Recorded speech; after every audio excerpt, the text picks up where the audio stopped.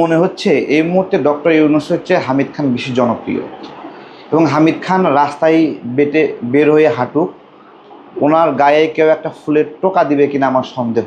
এবং হামিদ খান সাহেব যা দেখিয়েছেন, জাস্ট রাজনীতিতে 100-তে ওনাকে 1000 দিতে হবে। আওয়ামী লীগের রাজনীতি করাটাই হামিদ খান সাহেবের অপরাধ।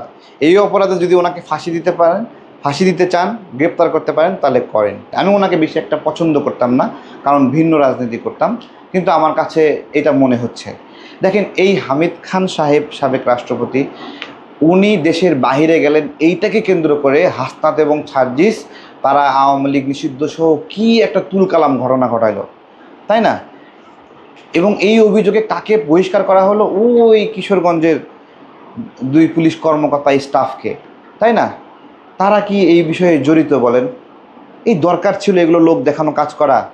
এই হামিদ খানের বাহিরে যাওয়ার বিষয়টা ডক্টর ইউনূস নিজে সম্পৃক্ত না? উনি নিজে এই প্ল্যানের অংশ না? বলেন, উনি নিজে যাইতে দিছে না? তাহলে ওনার অনুমতি ছাড়া গোয়েন্দা সংস্থাগুলো এইভাবে কাজ করবে? কার ঘরে কয়টা মাথা আছে বলেন?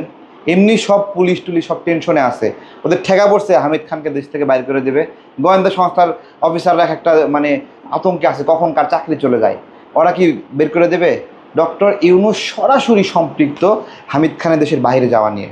এবং হামিদ খান সাহেব যা দেখিয়েছেন, জাস্ট রাজনীতিতে 100-তে ওনাকে 1000 দিতে হবে।